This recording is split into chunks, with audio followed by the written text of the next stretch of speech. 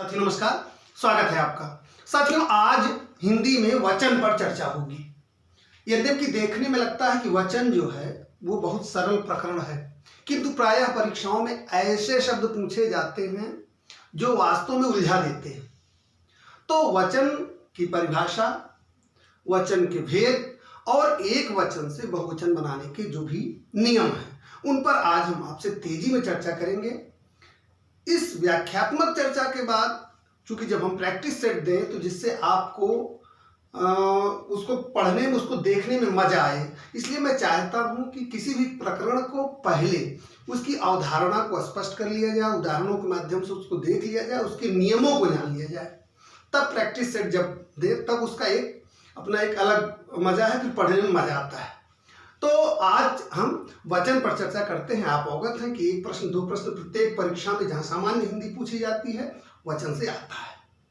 तो चलिए सीधे आपको प्रकरण से जोड़ते हैं, देखते हैं वचन की परिभाषा। यहां देखिए, संज्ञा, सर्वनाम, विशेषण और क्रिया, ये चार शब्दों को आप जैसे संज्ञा, सर्वनाम, विशेषण और क्रिया के जिस भी रूप से हमें उसके एक या एक से अधिक होने का पता चले उसे वचन कहते हैं। माने संज्ञा, सर्वनाम, विशेषण या क्रिया के जिस भी रूप से हमें उसके एक या एक से अधिक होने का बोध हो, पता चले, उसे हम वचन कहते हैं। अब आइए इसको उदाहरणों के माध्यम से देखते हैं। एक उदाहरण देखिए, पहला कि लड़का खेलता है, लड़का खेलता है। दूसरा उदाहरण आप देखिए, दो वाक्यों के माध्यम से स्पष्ट हो जाएगा, लड़के खेलते हैं।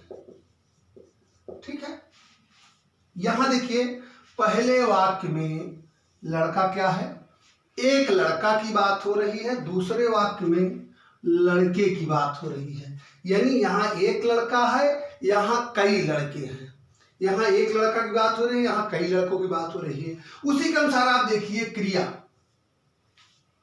संज्ञा के अनुसार क्या हो गया आपकी क्रिया, लड़का खेलता है। जब एक वचन यहाँ है तो क्रिया भी एक वचन के रूप में है, और जब बहुवचन संज्ञा है तो क्रिया भी बहुवचन स्वरूप में हो गई। ठीक है ना। तो लड़का खेलता है और लड़के खेलते हैं, इसके माध्यम से आपने देख लिया एक दो उदाहरणों के माध्यम से कि एक वचन और बहुवचन में क्या अंतर है। लड़का एक वचन है, लड़के बहुवचन है। तो इससे साथियों हिंदी में जो हमारे है ये स्पष्ट होता है वचन के भेद। वचन के भेद स्पष्ट हो गए, कौन से? दो। हिंदी में एक वचन और दूसरा हो जाता है बहुवचन। ठीक है, एक वचन और बहुवचन। एक वचन से तात्पर्य क्या है, जहां संज्ञा, सर्वनाम, विशेषण और क्रिया से हमें किसी वस्तु के एक होने का बोध होता है, किसी एक वस्तु का, किसी एक व्यक्ति का बोध होता है, तो वहां क्या होता है, एक वचन होता है। जहां एक से अधिक वस्तु व्यक्ति का बोध हो वहां बहुवचन होता है। यह मैं आपको बताना चाहूंगा, संस्कृत में वचन तीन प्रकार के होते हैं, एक वचन, द्विवचन और बहुवचन। अंग्रेजी में भी वचन दो प्रकार के होते हैं। अंग्रेजी में सिंगुलर और प्लूरल आपने पढ़ा होगा, और हिंदी में एक वचन, बहुवचन। ठीक है, तो आपने एक वचन और बहुवचन के अंतर को समझ लिया। अब आइए तेजी से हम देखते हैं एक वचन से बहुवचन बनाने के कौन कौन से नियम हैं। इन महत्वपूर्ण नियमों को आप जान लेंगे तो आपसे कभी गलती नहीं होगी, इसलिए इनको आप बहुत ध्यान से देख लीजिए। ठीक है, पहला नियम क्या कह रहा है, देखिए एक वचन से बहुवचन बनाने के नियम, इसको आप बहुत ध्यान से देखिए, ये बहुत महत्वपूर्ण है। पहला नियम कह रहा है आकारांत पुल्लिंग संज्ञा में, बहुत ध्यान से देखिए, आकारांत पुल्लिंग संज्ञा में आ के स्थान पर ए लगाकर, इसको आप ध्यान से देखिए। जैसे एक उदाहरण देखिए, कुत्ता, ये एक वचन है, लेकिन इसको हम जब बहुवचन बनाते हैं तो क्या हो जाता है, ये हो जाता है कुत्ते। इसमें क्या जोड़ा गया, ये अभी क्या बात हो रही है, बात हो रही है आकारांत, है ना। अंत में आकारांत संज्ञा है, पुल्लिंग है ना, आकारांत है और पुल्लिंग है, कुत्ता। जब इसको हमको बहुवचन बनाना होगा तो क्या होगा कि कुत्ता की जगह पर इसमें आकारांत की जगह में ये आ के स्थान पर ए जोड़ दिया जाता है। कुत्ता का कुत्ते, ठीक है। जैसे आप लिखिए तारा, तारा का तारे। तो ये जो भी आकारांत पुल्लिंग संज्ञाएं हैं उनमें आ के स्थान पर क्या हो रहा है, आ के स्थान पर ए लगा दिया जा रहा है, ए जोड़ दिया जा रहा है, उससे एक वचन से बहुवचन हो जा रहा है। कुत्ता कुत्ते, तारा तारे। चलिए दूसरा नियम देखते हैं। पहला नियम आपने देख लिया। दूसरा नियम कह रहा है अकारांत, और ध्यान से देखिए, अकारांत या आकारांत स्त्रीलिंग संज्ञाओं में ए जोड़कर, अकारांत या आकारांत स्त्रीलिंग संज्ञाओं में ए जोड़कर। कैसे? इसका उदाहरण देखिए, माता क्या है? माता आकारांत स्त्रीलिंग संज्ञा है।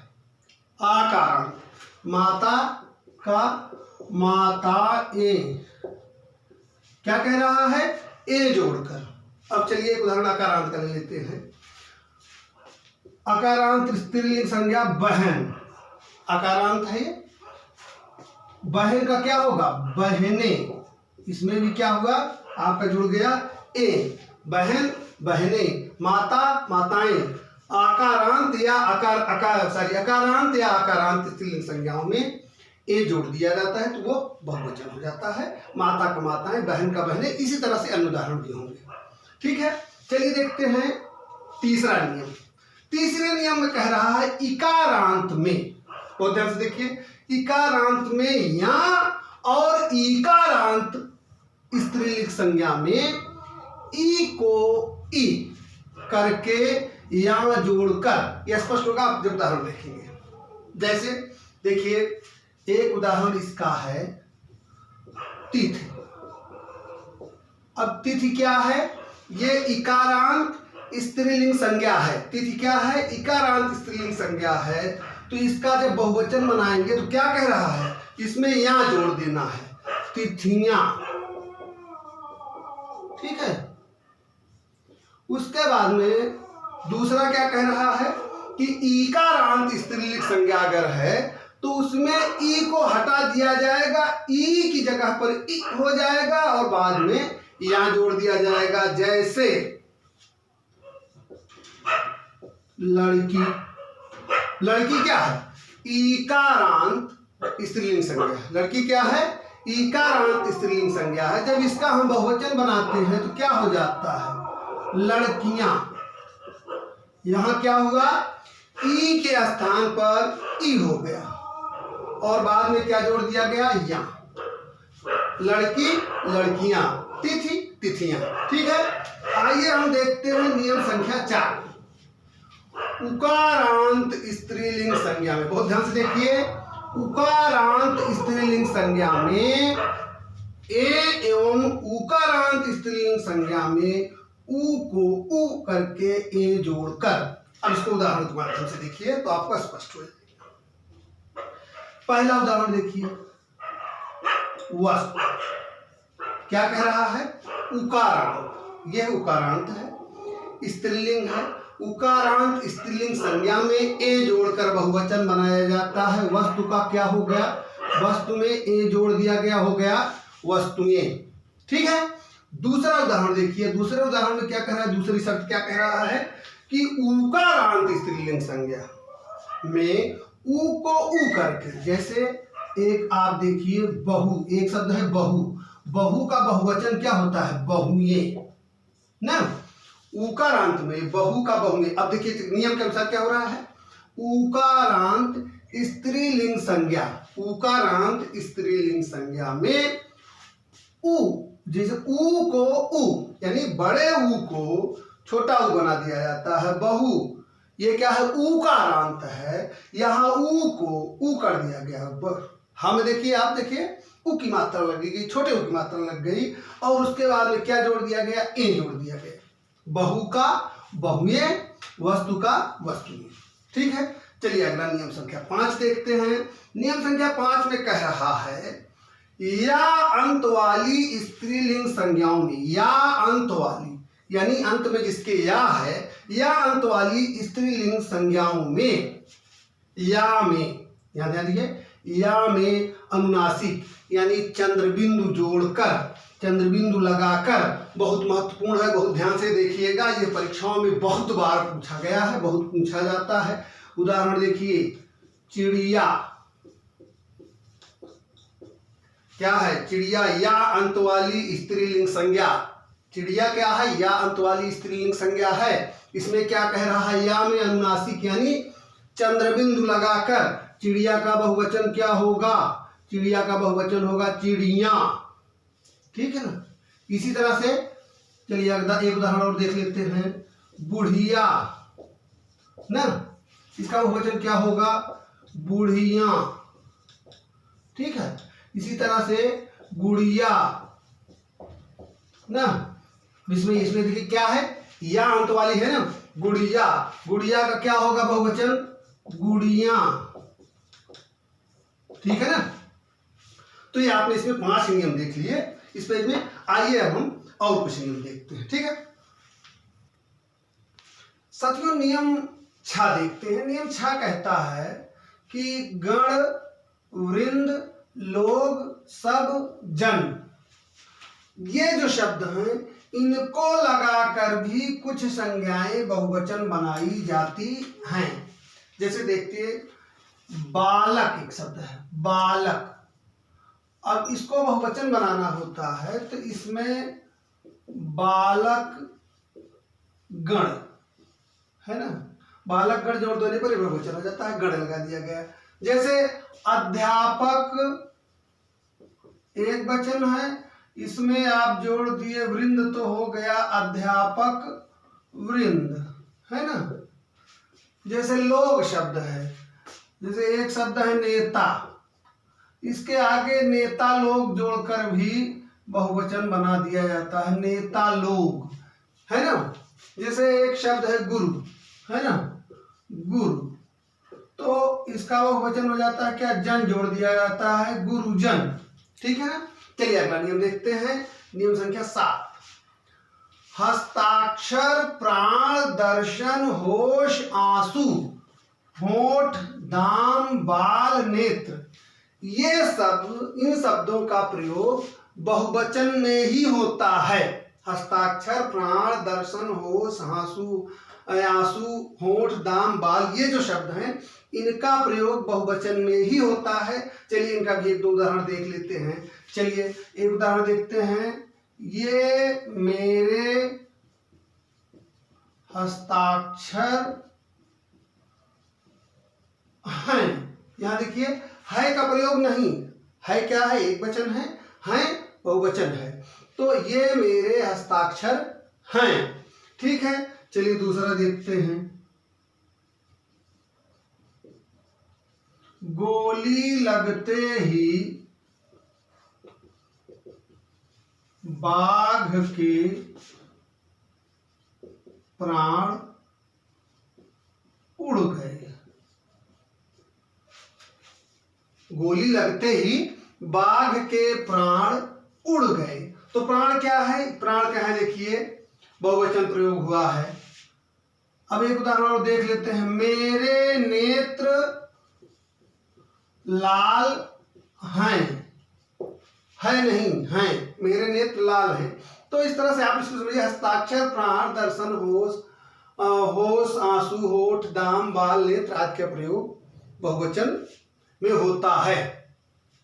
जैसे आपके होठ बहुत आकर्षक हैं, आपके होठ बहुत आकर्षक है नहीं, हैं, है ना, तो होठ का भी प्रयोग बहुवचन में ही होता है।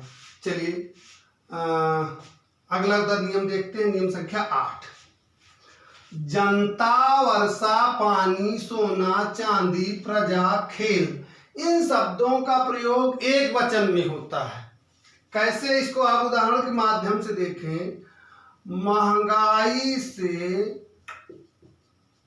जनता परेशान है। यहां देखिए, महंगाई से जनता परेशान है, एक वचन में प्रयोग हुआ है, महंगाई से जनता परेशान है। चलिए एक उदाहरण और देख लेते हैं, राम राज्य में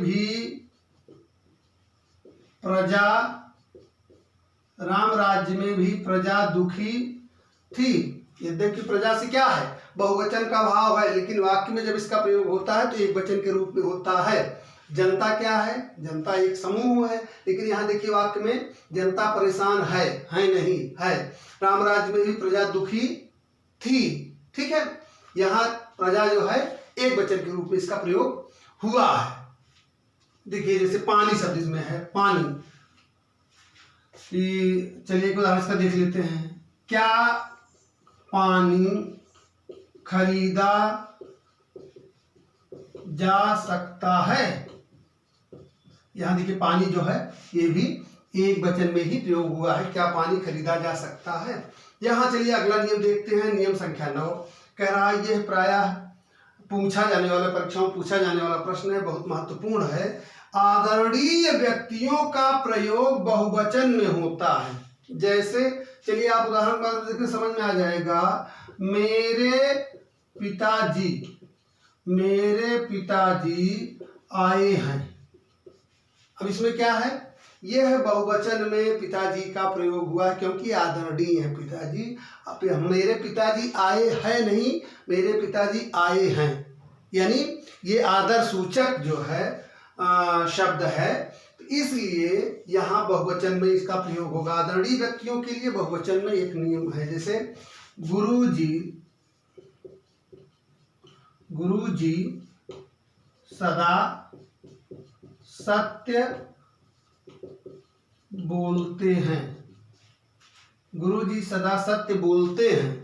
गुरुजी सदा सत्य बोलता है नहीं, गुरुजी सदा सत्य बोलते हैं। मेरे पिताजी आया है नहीं, मेरे पिताजी आए हैं। गुरुजी सदा सत्य बोलते हैं। तो जब भी आदर सूचक शब्दों का प्रयोग होगा तो वहाँ क्या होगा, उसका प्रयोग बहुवचन में ही होगा। अब चलिए अगला नियम संख्या 10 देखते हैं। कह रहा है कि नाना, दादा, चाचा, पिता, योद्धा, युवा, ये जो शब्द हैं इनका बहुवचन भी वही होता है। ध्यान से देखिए, नाना, दादा, चाचा, पिता, योद्धा, युवा आदि का बहुवचन रूप भी वही होता है जो उसका एक वचन रूप होता है। चलिए आगे बढ़ते हैं। नियम 11, यह देखिए अनेक बार परीक्षा में पूछा गया है, इसलिए मैंने इसको यहाँ सम्मिलित कर लिया इस नियम को, कि अनेक बहुवचन शब्द है। यह शब्द देखिए अनेक, इसको रेड कलर में इसलिए मैंने लिख दिया है लाल रंग में, अनेक बहुवचन शब्द है, अतः अनेकों शब्द का प्रयोग वर्जित है। किसी परीक्षा में पूछा गया प्रश्न था और इसको आप देखेंगे तो आप समझ में आ जाएगा कि यह बहुत महत्वपूर्ण स्टेटमेंट है। अनेक बार पूछा गया है। श्री कृष्ण के अनेक नाम हैं। यहाँ श्री कृष्ण के अनेकों नाम है अगर हो जाए तो यह गलत हो जाएगा, क्योंकि अनेक अपने आप में बहुवचन है। श्री कृष्ण के अनेक नाम है, तो इसका सदैव प्रयोग जो है अनेक शब्द का अनेक में होगा। अनेकों इसका प्रयोग अगर आप कहीं कर देते हैं तो यह गलत हो जाएगा। अगर कहीं अनेकों लिखा है, श्री कृष्ण के अनेकों नाम हैं, ये आपसे पूछा जा रहा है कि इसमें क्या अशुद्धि है, तो यह तुरंत पकड़ में आ जाएगा कि अनेकों नहीं अनेक होता है। चलिए देखते हैं नियम संख्या 12। प्रत्येक शब्द का प्रयोग सदा एक वचन में होता है। ये ध्यान दीजिए, प्रत्येक शब्द का प्रयोग हमेशा एक वचन में ही होता है। चलिए एक उदाहरण देख लेते हैं। कह रहा है कि प्रत्येक व्यक्ति ऐसा ही कहता है। वाक्य में प्रयोग कर लेने पर चूंकि स्पष्ट हो जाता है उसका एक भाव तुरंत, प्रत्येक व्यक्ति ऐसा ही कहता है। देखिए यहाँ प्रत्येक क्या है, एक वचन के रूप में प्रयोग हुआ है। यहाँ देखिए हाथी, फूल आदि पुल्लिंग संज्ञाओं के दोनों वचन में रूप समान होते हैं, ये भी आप ध्यान लीजिए। तो साथियों आज जो है हमने वचन की परिभाषा और एक वचन के भेद, एक वचन से बहुवचन बनाने के महत्वपूर्ण नियम जो कि आपको परीक्षा के दृष्टि बहुत उपयोगी है, उनको आपने ये देखिए 13 नियम आपने देखे। उम्मीद करता हूँ कि एक वचन से बहुवचन बनाने की जो अवधारणा है, जो नियम है, वो आपको स्पष्ट हो गया होगा। आप अपनी तैयारी करते रहिए और अगर अभी तक आपने चैनल को सब्सक्राइब नहीं किया है तो प्लीज़ चैनल को सब्सक्राइब करिए, मुझे बेहतर करने की प्रेरणा दीजिए। ऐसे ही हम आपके लिए उपयोगी वीडियो लेकर आते रहेंगे। तो फिलहाल आज के लिए इतना ही, मिलते हैं अगले वीडियो में एक नए प्रश्न के साथ। तब तक के लिए धन्यवाद, नमस्कार।